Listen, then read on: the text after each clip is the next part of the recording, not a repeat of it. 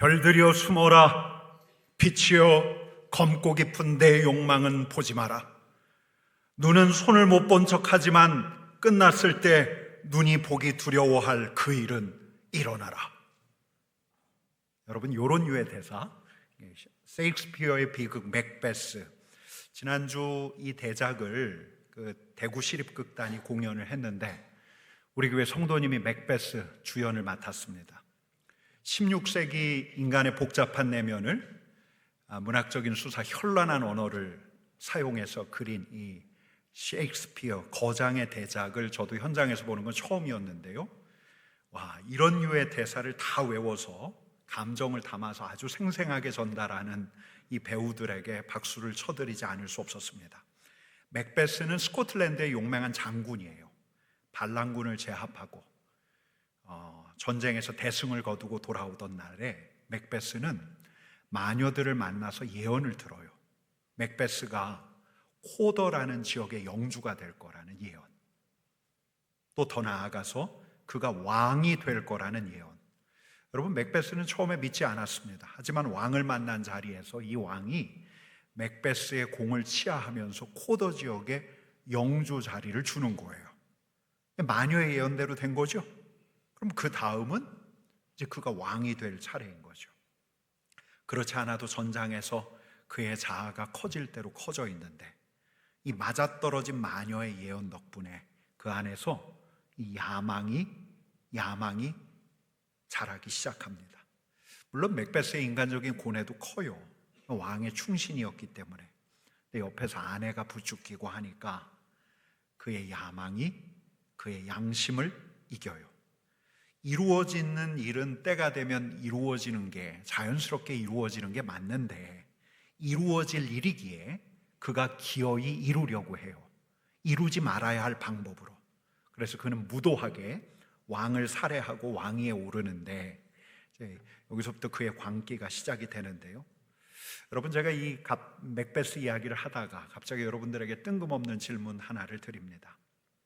여러분들에게 물어볼게요. 왜 요셉일까요? 왜 요셉일까요? 왜 예수님은 요셉에게서 나셨을까요? 헤롯일 수도 있는데, 유대 분봉왕 헤롯 왕가에서 났을 수도 있는데, 유대 왕가의 법통을 계승한다는 그 헤롯 집안에서, 아니 헤롯이 아니더라도 그 옛날 이스라엘 다윗 가문의 후예들이 있는데 그래도 제법 잘 알려진 명망이 있는 이들이 있었을 텐데 왜 요셉일까? 저 변두리의 나사렛에 사는 뭐 하나 내세울 게 없는 목수, 다윗의 몇 대 손이라는 자부심도 잊고 살아가는, 이제는 생존과 생계의 문제에만 고심하는 소소한 일상 외에는 바랄 것도 기대할 것도 없이 하루하루를 살아가는 갈릴리의 촌부. 여러분, 왜 요셉일까요? 이 거장의 비극에 나오는 맥베스 같이 수하에 따르는 사람도 많고 옆에서 편들어줄 사람도 많은 이 명문가의 용맹한 장수가 아니에요.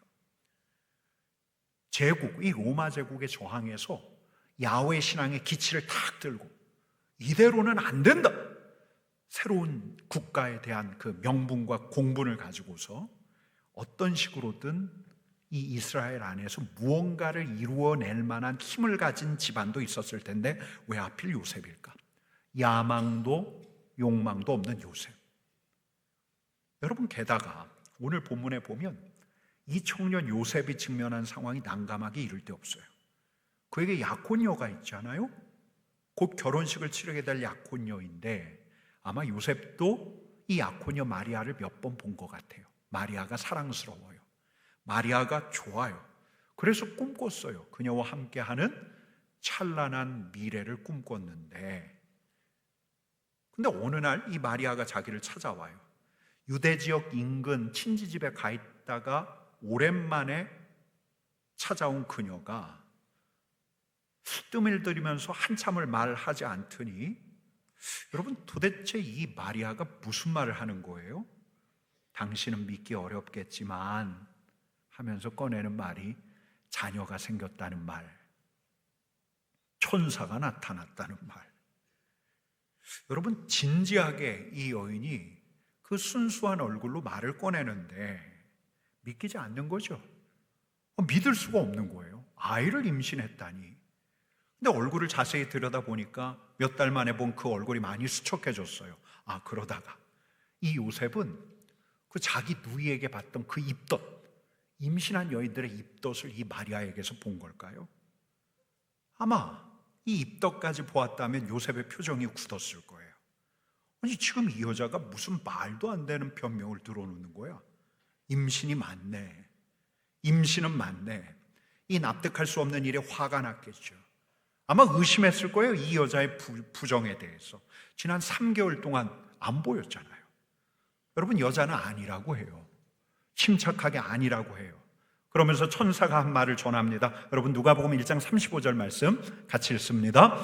성령이 내게 임하시고 지극히 높으신 이의 능력이 너를 덮으시리니 이러므로 나실 바 거룩한 이는 하나님의 아들이라 일컬어지리라. 이렇게 이야기, 성령이 이렇게 내게 임하셨어요. 천사가 이렇게 이야기했어요.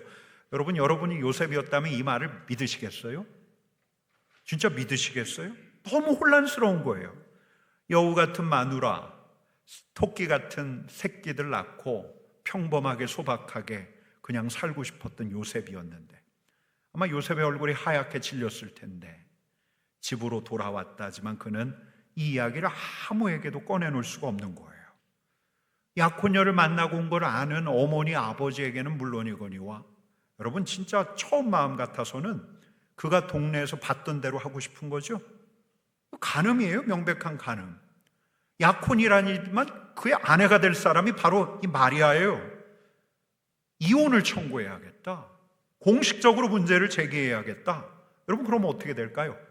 회당에서 배웠던 모세의 지침대로 투석형, 율법에 정통한 이가 돌을 들라 하면 사람들이 다 돌을 들고서 이 여인에게 돌을 던질 거예요. 어떻게든 이 투석형을 면한다면 이 마리아는, 면한다 할지라도 이 마리아가 이 마을 공동체 안에서 자기 삶을 건사해 갈 수 있을까? 고개를 젓는 것이요. 그래도 그가 사랑했던 여인이라 어떻게 이런 처참한 일을 당하도록 할 수 있겠어요? 여러분, 그래서 요셉이 택한 방법이 있습니다. 19절 말씀 같이 읽습니다. 그의 남편 요셉은 의로운 사람이라 그를 드러내지 아니하고 가만히 끊고자 하여. 가만히 끊는 거예요. 그가 의로운 사람이니까. 여러분에게 의롭다는 말이 어떻게 다가올지 모르겠어요. 법대로 하는 사람이 의로운 사람입니까? 자비와 긍휼 대신에 법대로, 율법대로 임신한 여인, 결혼 전에 임신한 여인에게 수치를 주고 내쫓고, 이게 의로운 사람입니까? 누가는 그렇게 보지 않지요? 어떻게든 이 여자가 살 수 있는 길을 터주는 사람, 의로운 사람, 법대로가 아니라 사람을 살리는 사람, 가만히 끊자, 가만히 공개적인 수치를 당하지 않도록, 사회적으로 매장되지 않도록 어떻게든 이 여자가 그 아이를 낳겠지, 사람들에게 알려지지 않게, 수치스럽지 않게 처신을 하겠지, 아이는 어딘가로 보내겠지. 여러분, 이렇게 혼란스러웠던 밤이에요. 근데 혼란도 혼란이지만 이 젊은 청년의 기대와 바람이 꺾여진 밤이에요. 대단한 욕망, 야망 가져본 적도 없어요. 그냥 갈릴리 촌사람이에요. 그의 소박한 꿈이 깨어진 그 밤인데, 그래서 마음은 더없이 가난해졌던 그 밤이었는데, 그날 밤에 잠이 오지 않아서 이리 뒤척 저리 뒤척 하다가 잠깐 잠이 들었는데, 20절 말씀 같이 읽습니다. 이 일을 생각할 때에 주의 사자가 현몽하여 이르되 다윗의 자손 요셉아, 내 아내 마리아 데려오기를 무서워하지 말라. 그에게 잉태된 자는 성령으로 된 것이라. 여러분, 이 요셉 앞에 누가 나타나요? 주의 사자가 나타나요. 주의 사자가 전해요. 계시예요. 마리아의 말을 확증해주는 계시예요. 야, 내가 이제 어떻게 해야 하나? 그의 고뇌를 압도하는 계시예요. 하필 마음이 이렇게 한없이 가난해진 날 주의 사자가 나타났어요. 복이 있다 심령이 가난한 자. 여러분, 왜 우리 주님께서 마음이 가난한 자가 복이 있다고 하셨을까요? 오늘은 이렇게 말씀드리고 싶은 거예요. 그때는, 우리 마음이 가난해질 때에는 내 욕망의 소리가 잦아들어요. 그리고 주님의 말씀이 들리기 시작해요. 내 기대가 꺾이고 내 계획이 좌절되고 내 뜻이 이루어지지 않아서 가난한 마음으로 설 때가 우리 주님의 음성이 들리는 때, 천국 하나님의 다스림이 가까워진 때예요. 여러분, 대개 그렇지 않아요? 대개 그래요.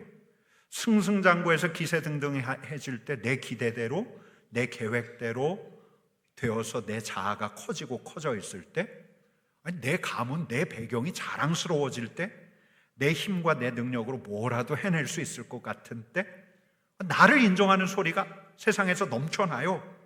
난 사람들 앞에서 겸손을 가장하지만 내 야망, 내 욕망을 부추기는 소리에 취해 들어가요. 여러분, 이런 땐 현혹되기 쉬워요. 우리의 욕망을 지피는 마녀, 아니 저 광명의 천사를 가장한 사탄의 소리를 여러분, 우리 주님의 소리처럼 들을 수 있어요. 그때는 여러분, 왜 요셉일까요? 왜 예수님은 요셉의 아들이 되셨을까요? 인간적인 자랑거리가 있는 그 가문 대신에 한 동네 건너면 아무도 몰라요. 한 세대 지나면 누구에게나 다 잊혀질 거예요. 그런 요셉과 마리아예요. 그런 요셉과 마리아여야 했어요. 아니, 이것도 부족해요. 그의 기대를 꺾어놔요. 그의 계획을 무산시켜요. 그의 마음이 가난해질 대로 가난해져야 해요. 그래야 받아들여요. 그리고 그 마리아와 요셉에게 어떤 일이 일어나는데, 여러분, 여러분들에게 어떻게 들리실지 모르지만 적어도 말씀을 준비하는 제게는 주일 설교가 한 주를 예고하는 예언의 말씀처럼 받아들여질 때가 있어요. 여러분, 제가 지난주에 몇 차례 인용했던 그 축복문을 주일날 인용을 했는데 한번 같이 읽어볼까요? 같이 읽겠습니다. 그대의 기대가 꺾이기를, 그대의 계획이 좌절되기를, 그대의 바람이 무산되기를, 아이처럼 무력하고 가난해진 가운데 오직 성부, 성자와 성령 안에서 노래하고 춤출 수 있기를. 우리의 기대와 계획이 꺾일 때라야 지금 우리 하나님께서 이루시는 일들, 우리 주님 안에서 이루어지는 일들을 볼 수 있습니다. 말씀을 전했는데 제가 말씀을 전하면서도 그냥 속으로 아차 싶어요. 왜냐하면 말씀을 전한 다음 이 한 주가 그렇게 될 것 같은, 제가 오늘 설교 원고를 작성하면서 한번 헤아려 봤거든요. 근데 지난주에 제 기대와 바람이 대략 5번이 꺾였어요. 주일 설교대로 제가 바라는 대로 되지 않았어요. 여러분, 그럼 금방 가난한 마음으로 돌아가서 우리 주님 앞에 머물러 있어야 하는데 제 욕심이 쉽게 가라앉지가 않아요. 여러분, 그래서 제가 며칠 전에는 목회자로서 해서는 안 되는 일을 하려고 했어요. 만약에 다른 교회 목사님이 만약 그랬다면 제가 버럭 화부터 냈을 텐데, 그래도 나는 괜찮다고 생각했어요. 욕심을 내서는 안 되는데 욕심을 냈어요. 여러분, 제가 그날 공교롭게 그날 밤에 맥베스를 봤어요. 마녀의 소리에 야망에 불을 지핀 맥베스가 불의한 방법을 쓰는 걸 봤어요. 욕망이 비극을 잉태해요. 여러분, 다시 요셉으로 한번 돌아가 볼까요? 내 기대가 꺾여요. 내 계획이 좌절돼요. 내 마음이 가난해진 날은 또렷하게 계시가 들려요. 우리 주님의 음성이 들려와요. 20절 말씀 같이 읽습니다. 이 일을 생각할 때에 주의 사자가 현몽하여 이르되 다윗의 자손 요셉아, 내 아내 마리아 데려오기를 무서워하지 말라. 그에게 잉태된 자는 성령으로 된 것이라. 여러분, 물론 요셉은 이 계시가 다 이해할 수가 없는 거예요. 모르겠어요. 무서운 건 무서운 거잖아요. 내 아이 임신하지 않은 내 아이가 아니라 다른 사람의 아이를 임신한 그 처자와 같이 살라고? 쉽지 않은 거예요. 내 아이도 아닌데 그 아이를 내 아이처럼 기르라고? 이건 더 어려운 일이에요. 대체 왜 이런 계시가 잘 주어지는지 모르겠는데, 여러분, 요셉은 그냥 따르기로 해요. 따르기로. 24절 말씀 같이 읽습니다. 요셉이 잠에서 깨어 일어나 주의 사자의 분부대로 행하여 그의 아내를 데려왔으나, 곧장 가서 마리아를 데려와요. 깨자마자 데려와요. 아마 분부대로이긴 하지만 그가 앞으로 살아야 한다면 더 이상 수치를 다른 이들에게 보여주면 안 되겠죠? 아내 마리아가 더 배부르기 전에 아내를 자기 집으로 데려와요. 여러분, 순종이에요, 순종. 그가 더 할 수 없을 때, 그가 할 수 있는 일이라고는 가난한 마음으로 가는 거예요. 주님의 사자의 분부대로 하는 거예요. 근데 그 분부, 그 명령이 이해할 수가 없어요. 그 명령이 내 속을 시원하게 하지 않아요. 근데 하는 거예요. 그렇게 내게 분부하시는 일, 내게 지금 하라 하신 일, 바로 그 일을 주님의 분부이게 하는 그 자리, 바로 그 자리에서 여러분, 기대치 않았던 일이 일어나요. 아니, 기대 이상의 일이 일어나요. 여러분, 요셉이 누구와 함께 하죠? 마리아와 함께해요. 마리아와 함께 하지만 마리아의 태중에 있는 아이 예수와 함께해요. 여러분, 아이의 이름이 뭐예요? 예수예요. 21절 말씀 같이 읽습니다. 아들을 낳으리니 이름은 예수라 하라. 이는 그가 자기 백성을 그들의 죄에서 구원할 자이심이라 하니라. 여러분, 뱃속에 아이가 태동을 할 때면 아내 마리아는 요셉에게 들려줘요. 예수야, 예수야, 이 아이가 예수야. 어느 날은 요셉이 마리아의 배에 손을 대고 아이와 이야기해요. 예수, 예수. 마리아를 데려온 날부터 요셉은 주의 사자가 일러준 대로 예수의 이름을 불러요. 여러분, 아이가 태어난 다음에는 요셉은 그 아이를 품에 안고 아이의 이름을 불러요. 예수, 예수. 아이가 자라서는 어린 아들 예수를 안고 예수의 이름을 불러요. 예수. 그 아이가 고개를 돌려 아빠를 볼 때 아빠 요셉은 아이의 이름을 불러요. 예수, 예수. 여러분, 맞아요. 이 아빠의 소리로 예수님은 자신이 예수인 것을 알아요.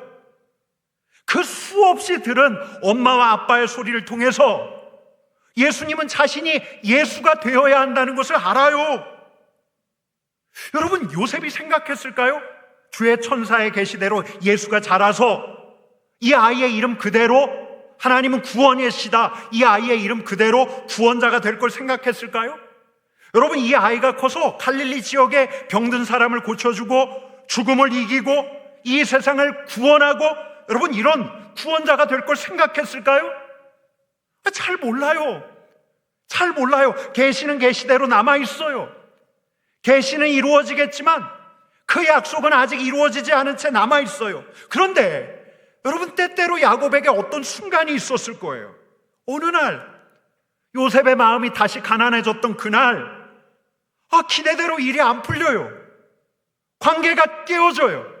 마음에서 분노가 치솟아 올라요.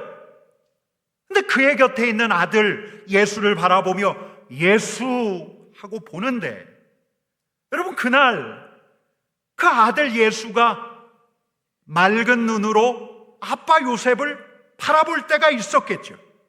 아마 그런 날이면 요셉은 아이에게서 어떤 깊은 경외감이 들었을 거예요. 그래, 예수가 옆에 있다. 하나님이 우리를 건지신다. 하나님이 우리와 함께 하신다. 여러분, 바로 이때야말로 아빠 요셉이 다시 힘을 내는 순간이죠. 여러분, 또 있어요.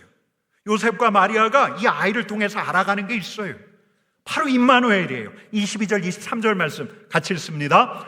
이 모든 일이 된 것은 주께서 선지자로 하신 말씀을 이루려 하심이니 이르시되 보라, 처녀가 잉태하여 아들을 낳을 것이요 그의 이름은 임마누엘이라 하리라 하셨으니 이를 번역한즉 하나님이 우리와 함께 계시다 함이라. 아멘. 하나님이 함께 하신다. 여러분, 요셉은 예수와 함께 하면서 몰랐을 리가 없어요. 이 아이에겐 하나님이 함께 하신다. 여러분, 그것만 알았을까요? 이 아이와 함께하는 우리에게 하나님이 함께 하신다. 이 아이와 함께하는 우리 가족에게 하나님이 함께 하신다. 하나님은 먼데 계신 분이 아니라 가까이 계신 분이시다. 여러분, 그러니 이 예수를 안고 살아가는 요셉이, 이 예수와 함께 하나님의 함께 하심을 경험하며 살아가는 요셉이 어찌 무도하고 불의하게 살아갈 수 있겠어요?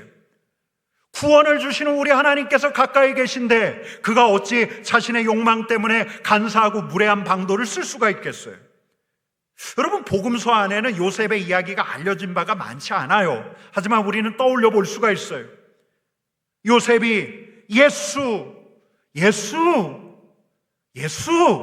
하고 부르며 사는 동안 그가 그의 일상 안에서 경험한 수많은 작은 구원들, 소소한 구원들, 일상의 구원들, 예수 하고 부르는 동안 그가 그의 가족과 함께 경험한 우리 하나님의 함께하심, 임마누엘 하나님의 함께하심.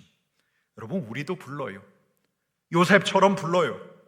마음이 가난해진 날, 내가 무력해진 날이면 우리는 예수님의 이름을 불러요. 예수님, 아니 불러야 돼요.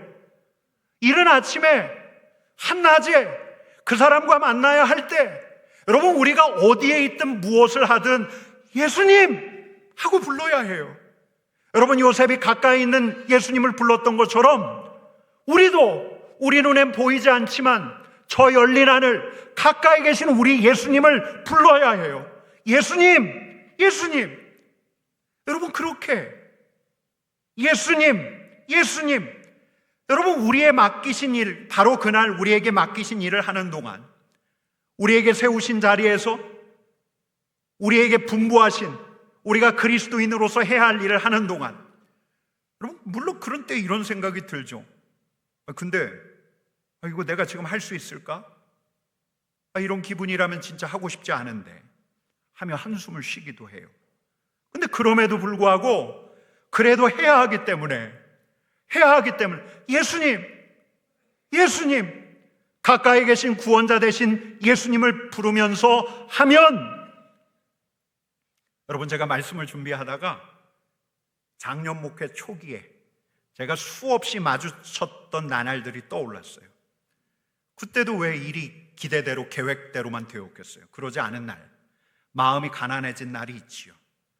제 마음 가는 대로 하고 싶긴 한데 그러지 못하고, 근데 해야 할 일은 있고, 다이어리를 보면 신방 일정이 짜여져 있고, 오늘은 이 집, 그리고 오후에는 이 집에 가야 하는데, 여러분, 근데 그런 날에는 이런 생각들이 올라와요. 내가 신방 가서 그분 만나서 해줄 수 있는 말이 뭘까? 내가 지금 이 상태로, 내 상태도 이렇게 넉다운인데 그분을 만나는 게 그분에게 진짜 도움이 될까? 여러분, 이런 회의감을 가지고 갈 때가 있었어요. 아니, 많았어요. 그래서 지푸라기라도 잡는 심정으로 차에서 갈 때는 그냥 그분의 이름을 불러요. 예수님, 주님, 예수님. 여러분, 근데 그렇게 집에 도착해서 얼마 되지 않는 시간 그의 이야기를 듣고 함께 기도하다 보면, 여러분, 어떤 일이 일어나고 있어요. 예수님 그의 이름대로 예수님께서 그를 건지시고 있구나. 아니, 예수님이 그 이름 그대로 나도 건지시고 계시는구나. 예수 임마누엘, 함께 하시는 하나님이 여기에 계시는구나. 여러분, 이런 일이 한두 번이 아니었어요. 여러분, 우리도 그렇지 않아요? 우리도 그래요. 우리에게 해야 할 일이 있어요. 마뜩지 않아요. 내 상태 같아서는 감당하고 싶지 않아요. 근데 해야 돼요. 해야 하기 때문에, 그러나 힘이 나지 않기 때문에 예수님 하고 부르는 거예요. 예수님 하고 부르고 현장을 둘러봐요. 책상에 앉아서 보고서를 작성해요. 예수님 하고 부르고, 그래서 내 표정을 고친 다음에 미소를 지으면서 그 사람을 만나요. 예수님 하고 부르면서 피곤하지만 아이를 씻기고 밥을 짓고 상을 차려요. 예수님 하고 부르면서 우리의 꺾인 기대와 바람에 대한 생각은 뒤로 좀 미뤄두고, 앞으로 어떻게 해야 하나, 이런 걱정과 염려 좀 내려놓고 예수님 하고 부르고, 오늘 내게 맡겨진 일, 내게 주어진 일에 집중하는 동안, 여러분 그때 어때요? 우리에게 어떤 극적인 사건이 일어나요? 우리에게 놀라운 일들이 일어나요? 우리 주님의 분명한 도우심이 개입을 해요? 아니, 그렇지 않아요. 그러나 거기서 여러분, 우리를 건지시는 우리 예수님과 함께해요. 여러분, 바로 거기서 우리의 마음이 살아나요. 우리의 영혼이 상쾌해지는 어떤 일이 일어나요. 작은 구원을 경험해요. 우리의 길이 앞으로 어떻게 될지 가늠할 수가 없어요. 이 일이 어떻게 전개될지 알 수가 없어요. 근데 예수님 하고 부르면서 우리가 그 맡겨진 일들을 감당하는 바로 그 자리가 구원자 되신 예수님이 여기 계십니다 라고 고백하는 자리가 되는 거예요. 여러분, 그렇게 우리는 가난한 마음으로 예수님의 이름을 부르면서 우리의 일상을 세워가고 우리를 건지시는 우리 예수님과 함께 하루를 살아갈 수 있는 거예요. 여러분, 예수님의 이름이 무엇입니까? 예수님이에요. 건지시는 분이세요. 우리를 구원하시는 분이세요. 여러분, 오늘 본문에서는 예수님의 이름을 또 알려줘요. 임마누엘, 우리 하나님이 우리와 함께 하신다. 여러분, 한번 자리에서 일어나 보시겠습니까? 자리에서 일어나셔서 우리 예수님 하고 불러보십시다. 여러분, 한번 불러보십시다. 예수님, 예수님. 여러분, 이 소리는 함성이 아니에요. 여러분, 이 소리는 독백이 아니에요. 이 자리에서 우리의 예배를 받고 계신 예수님께서 우리의 목소리를 귀 기울여 듣고 계세요. 여러분, 우리 예수님의 이름을 부르십시다. 예수님, 예수님, 예수님. 매일매일 우리 주님의 이름을 부르며 구원자 되신 예수님과 함께하는 여러분 되기를 간절히 축원합니다. 여러분, 우리 같이 찬양하십시다.